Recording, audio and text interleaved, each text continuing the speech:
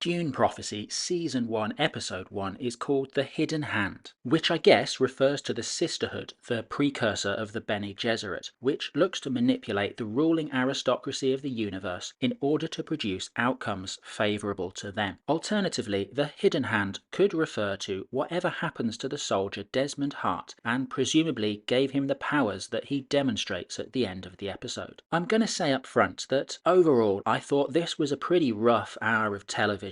It definitely gets a lot better in the final third, better enough that I'll probably keep watching, but the beginning of the episode was a real struggle for me. We start with some narration, specifically about the Butlerian Jihad, which in the Dune universe was a war between humanity and thinking machines that leads to the prohibition of artificial intelligence and leads to the rise of the Sisterhood and eventually the Bene Gesserit. Narration can be a fantastic way to set up a plot efficiently. Think of the Fellowship of the Ring, or Casino, or Goodfellas, or Denis Villeneuve's Dune Part 1. All of these films use voiceover very well to set the scene, to set the atmosphere for the events that are about to happen. Dune Prophecy completely messes this up by trying to cram in too much backstory. We learn that the Sisterhood began during the war for reasons that I was honestly not quite clear about, but were compelling enough that I wanted to know about the character that founded the Sisterhood more than I did about Valya Harkonnen. Valya, who takes over the Sisterhood when the founder dies, talks about her own family and says they were the real heroes of the war, not the Atreides family. She also says that she knows she's going to be damned by history for her actions, but still feels that she's done the right thing. Why has she done the right thing? How does she justify that? Why were the Harkonnens the good guys in the war and not the Atreides? It's very trust me bro. It's quite insulting to the viewer, I think. As a viewer, I want to be convinced that there's some reason for her being willing to sacrifice her own reputation, the reputation of her family, that there's some ultimate good that she's leaning towards. But we get none of that. This opening sequence was more reminiscent of the clunky exposition that we saw in the Rebel Moon movies than it was the smooth setup of Fellowship of the Ring. There's just too much going on and it causes confusion about who I'm supposed to be rooting for. The second problem I have with introducing the story this way is the Bene Gesserit, the Sisterhood themselves. I guess the Sisterhood is inspired by real-life organisations such as the Catholic Church in medieval Europe, and has itself possibly been an influence on other fictional organisations such as the Maesters in A Song of Ice and Fire. All three of these examples are organisations which on first look have the benevolent aim of serving their political masters, but underneath quietly pursuing their own nefarious and self-interested agendas. During this initial exposition, it seems like we're being asked to sympathise with the character of Valya Harkonnen, who is appointed by the founder of the Sisterhood to continue their work because the founder thinks that she is a true believer and will carry out the aims of the organisation consistently and relentlessly. So this basically feels like Valya Harkonnen is the most indoctrinated member of the cult who wants to manipulate the universe to their own ends. I find it a bit of a hard ask to sympathise with a character like this straight away. You can build up an anti-hero, sure, but it takes time, it takes good writing. By the end of the episode,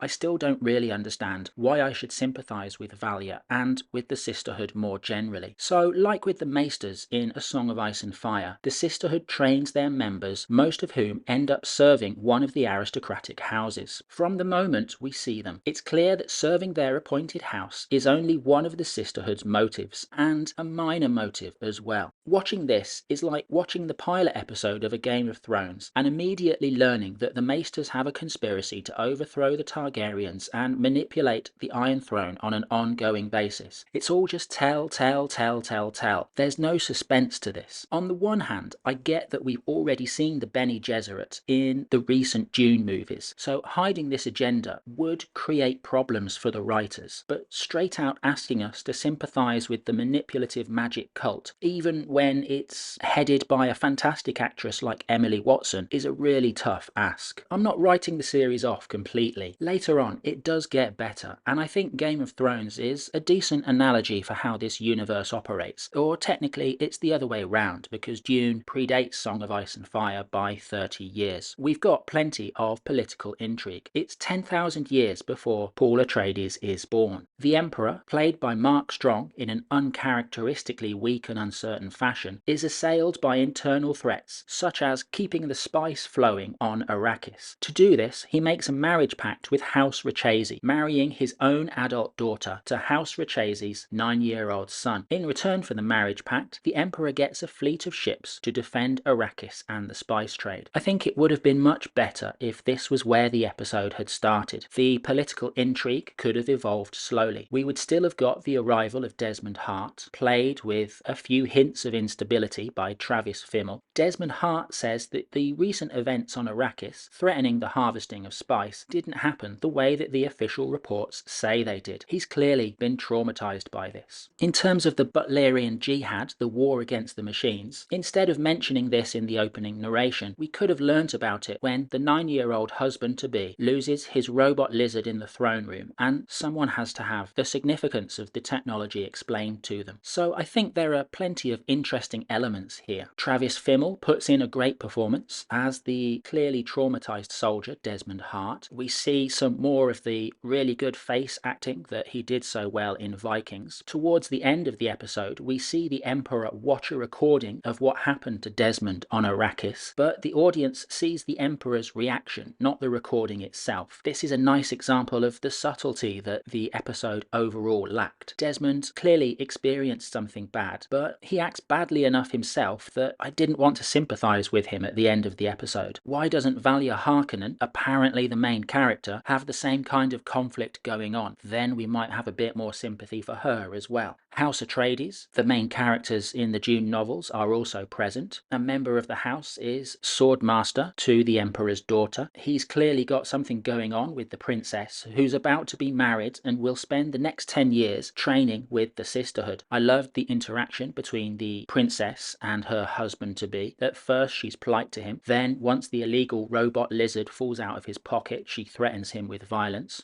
The Sisterhood have decided they want a member of their own order on the Imperial throne, and the princess training with them will achieve that. Considering the princess's willingness to indulge herself in some pleasure with the Atreides, it's not clear that the princess is going to be philosophically suited to an order of nuns. I'm glad that they introduced the idea that the Sisterhood is not just a force for good, with the universe banning the thinking machines, but perhaps letting the Sisterhood do their thinking instead. Unfortunately, as in the opening narration, the idea gets stated clearly instead of being gently suggested and implied, like a better written show would. So this is a significant dip in quality from the Villeneuve movies. I guess it could easily turn around. The presence of Travis Fimmel reminds me of Vikings, which had a very dodgy opening episode, but the rest of that first season is really good, I think. Hopefully this is just a minor bump, and the rest of the season will be the sort of quality that we expect from HBO and from the Dune movies in particular. I know in the long run, Dune is going to be like Star Wars. We're going to get all the content in this franchise we want until we're absolutely sick of it. Fingers crossed it's not going to happen with Dune Prophecy. Thanks for watching.